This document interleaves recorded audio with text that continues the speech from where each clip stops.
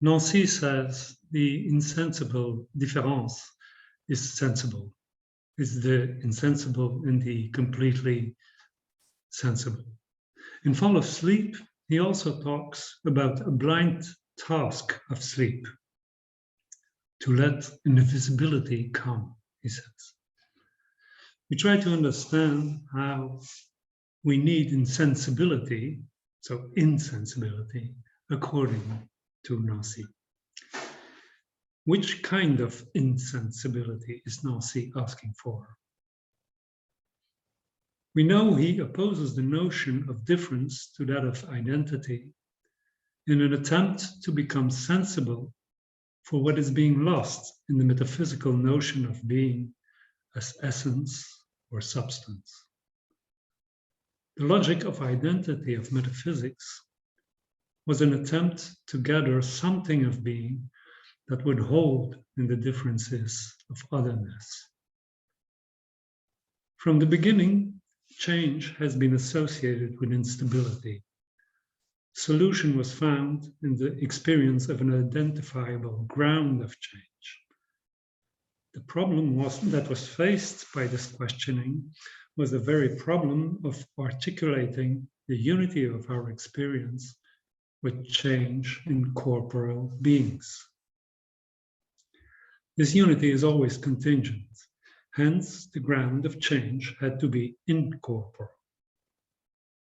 It was found in the unmoved mover, that is thought, thinking itself. In this experience, being shows itself as ousia. But being is said in multiple fashion, and the fact that the ground of all change was explained by the existence of the unmoved mover that couldn't explain this multiplicity. This is what motivated Heidegger to reinvestigate the question of being. To elucidate the prerogative of the same in our experience of change, Heidegger showed we need first of all an analytic of Dasein. When Nancy is advocating the priority of difference over that of identity, he is repeating Heidegger's inquiry. And we know that repeating it, he also changes. When Nancy finds in spacing the ground of all affection, he is not so much contradicting Aristotle as he's trying to elucidate something of Aristotle's solution. To Aristotle, spacing is the first of all movements, but it is, manner of speaking, foregone by the unmoved mover. When Nancy says the insensible difference is the insensible in the completely sensible, he supposes that the impassibility of the unmoved mover is already a result. But why would the impassibility of the unmoved mover be foregone by impassibility? When we find or when we think the principle of all movement, we are being moved. But in order to participate or to share in the unity of thought, we would have to be insensible. In a way, we have to make ourselves insensible if we are to think of anything identical. This is impossible for sensible beings that we are, save as becoming sensible for the insensibility which is required for experiencing an idea. Nancy's spacing is implying the unmoved mover in one of its effects, the first of it. In fact, Nancy, after Heidegger, turns Aristotle's astral metaphysics upside down by asking, what is the sense of being if it has to determine something of the very different singular beings that characterize the world? But how can Nancy determine within the world from within the world something of a principle that is beyond. He does it as Aristotle or Plato did it themselves, by inquiring into the nature of our experience. And for that matter, Aristotle is very clear. To him, all experience derives from perception. As for Nancy, it is indeed also perception that he invokes, but a notion of perception that is very different from Aristotle's. To mark this difference, we can read the following phrase out of Being Singular, Plural. From one singular to another, there is a contiguity, but not continuity. All of being is in touch with all of being, but the law of touching is separation. If to come in contact is to begin to make sense of one another, then this coming penetrates nothing. There is no intermediate and mediating milieu. Aristotle's theory of perception, to the contrary, marks the importance of the milieu, and especially the milieu of touch. To understand the difference of both conceptions, we have to briefly sketch the place of touch in Aristotle's notion of experience. The first role of touch in the anima was to give an indication of the general mechanism of sense perception. Its second role was to indicate the priority of the nutritive in all living beings. Its third role will be to give the scheme of a passibility for otherness. To Aristotle, sense perception is the reception of the form without matter. The vegetative soul is the form of a natural body that nurtures and reproduces itself by assimilating other bodies to its own, that is, taking form and matter alone. The noetic sense, on the contrary, is possible to be touched by forms only. It's the potentiality of forms to be actualized without matter. Here, the scheme of touch serves an entirely different purpose. It serves at thinking a passibility of corporal.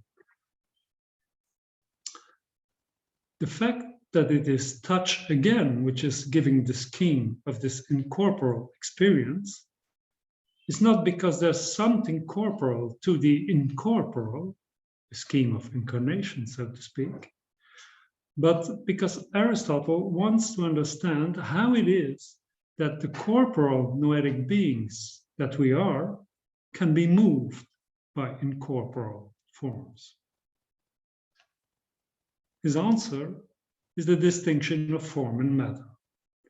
It is the possibility to distinguish form from matter that allows us to understand that we can be moved by pure forms. For this, Aristotle invokes our possibility for imagination. Images can provide the forms of things without their matter, and imagination thus allows to understand that forms can affect us without the things they represent. The affection and the possibility for pure forms is a passage to the limit that Aristotle explains in Analytica Posteriora as a process for unification of experience. It unites the paradigm of touch and that of the nutritive in a sublimated way.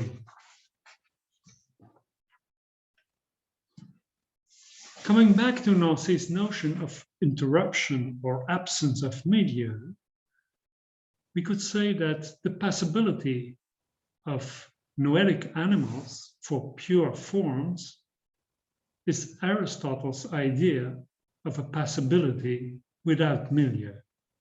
And here, Nancy is not far from what Aristotle thinks about sharing ideas and about our separation in the experience of insight.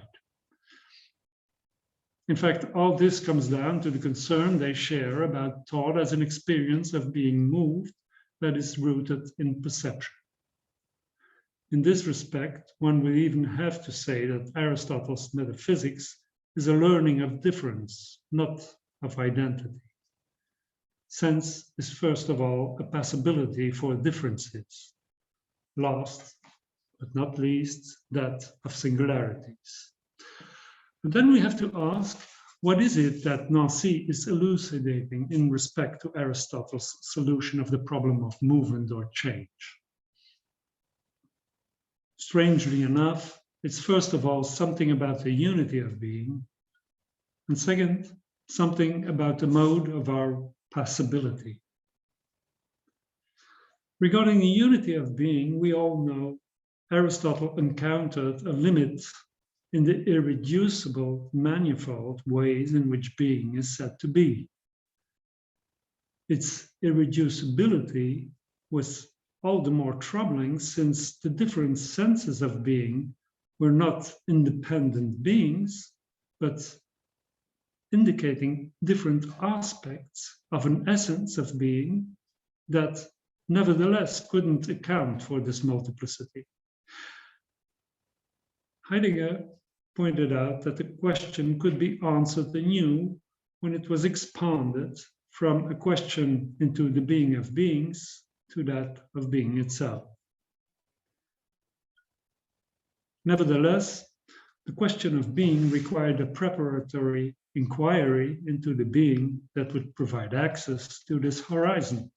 This being turned out to be ourselves, and the preparatory horizon of the question would be time.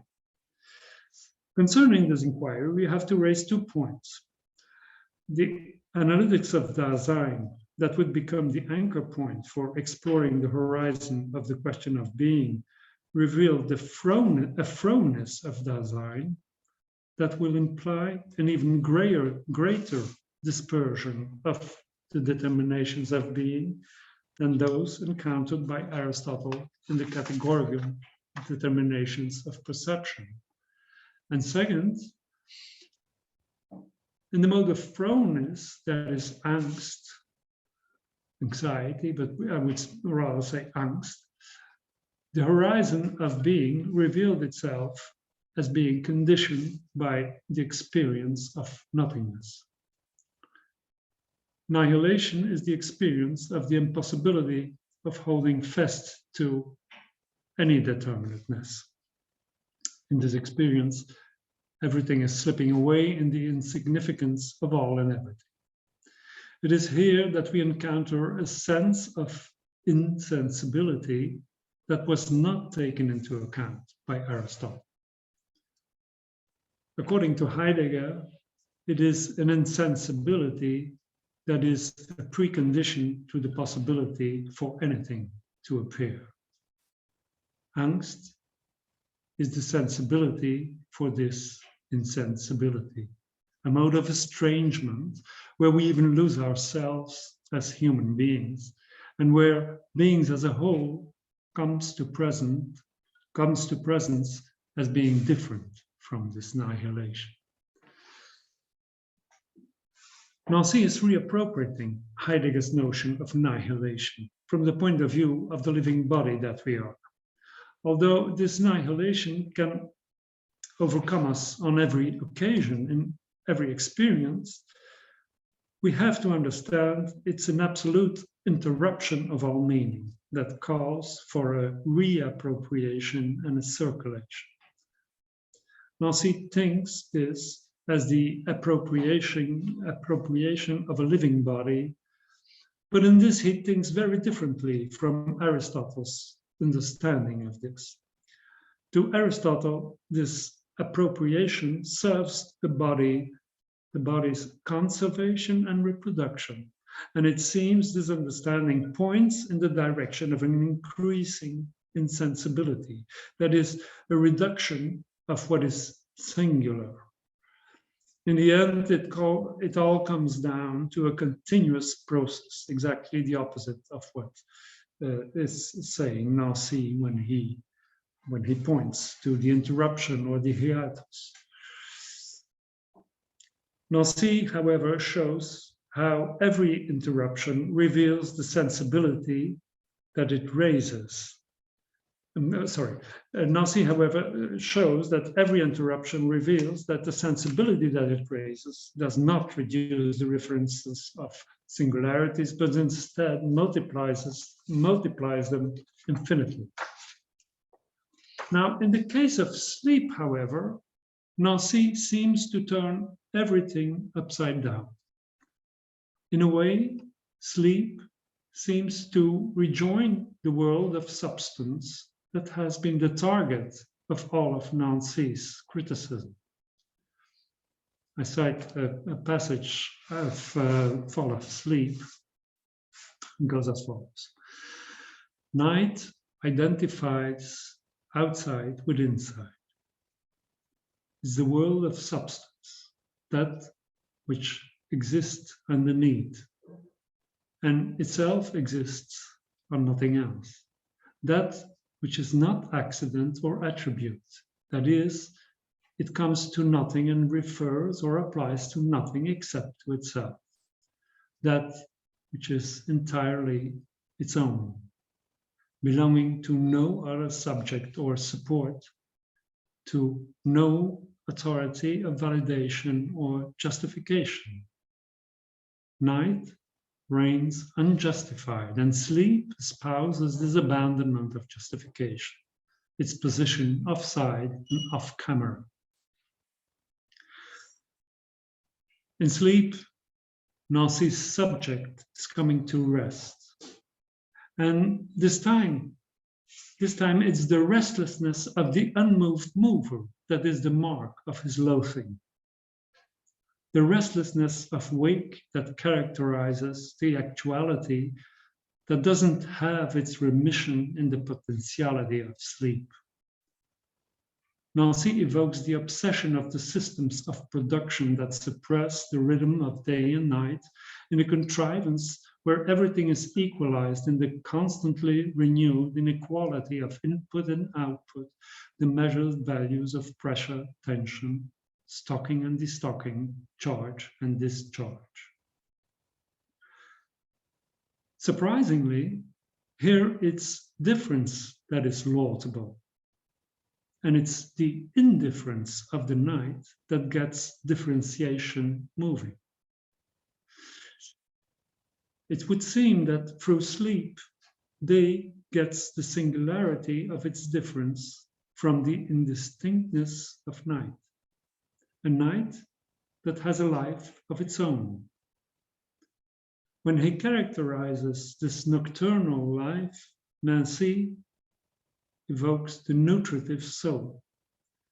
The soul never sleeps, or rather, it sleeps when we are awake and it wakes when we are asleep. We know the soul is the name of the form of the living body. And when Nancy claims the necessity of the remission of sleep, he's not just giving a mark that share all sensitive beings, as Aristotle does. He's saying that the perception of the indistinctness of the night lets thought itself be awakened to the last possible day of its full probity. This probity is the sensibility for the insensibility of annihilation, and it may occur at any moment. And since this is a memorial lecture, we want to end it by giving back the work to Jean-Luc Nancy himself, meditating the parallelism between sleep and death. It's a passage of one of the last chapters of Fall of Sleep. I'm already there where it's a question of arriving to discern the darkness itself as the sole light and the sole thing to see, like vision itself. There, nowhere, where it's a question of consenting to the outside, finally carrying away everything inside. There, where the self finally sets the self free. Thank you.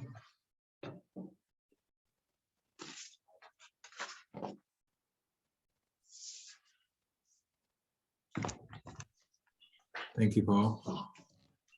You have time for a few questions before our break and our final presenter. Yes, Susanna?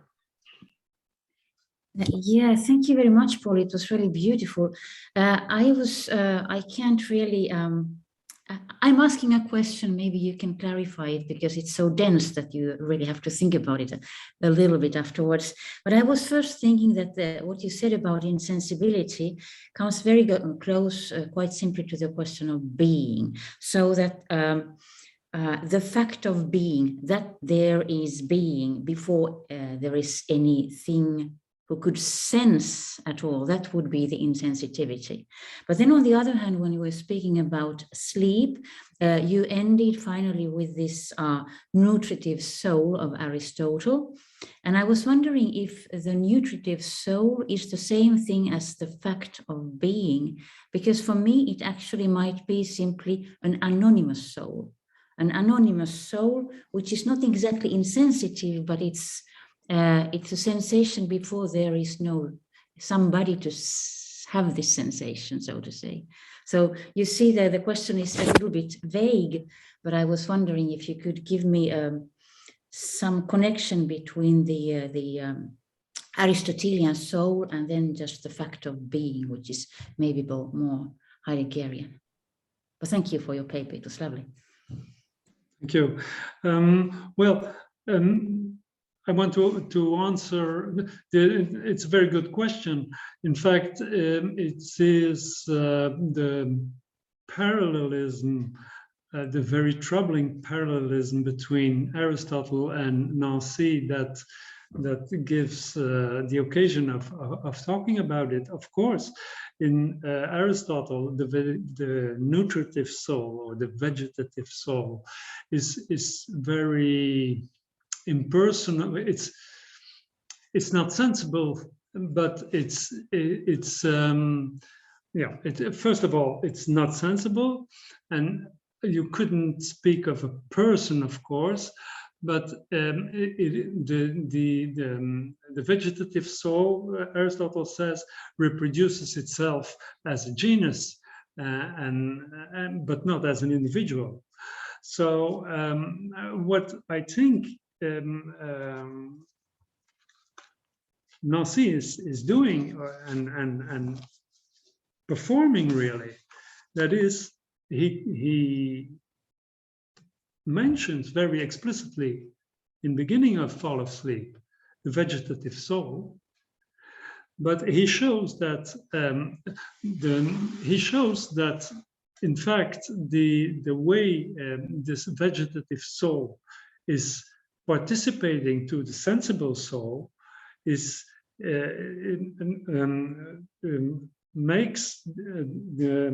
ends up in singularizing this vegetative soul, and he marks it when he speaks about death. When he speaks about the traces of death that can be found everywhere in little organic or even inorganic elements. So in fact, he evaluates these lower forms of material existence as participating into our life as sensitive beings, and vice versa, because when he says that the night provides or passes difference, so that the night is necessary for the day to become singular, it's clear that there is something of this material substance, this hypokaimenon, that is taken with it and is enabling the singularity to emerge. So I hope I have somehow being able to answer. It's really, I think, a re-articulation of what Aristotle has put forward in terms of vegetative.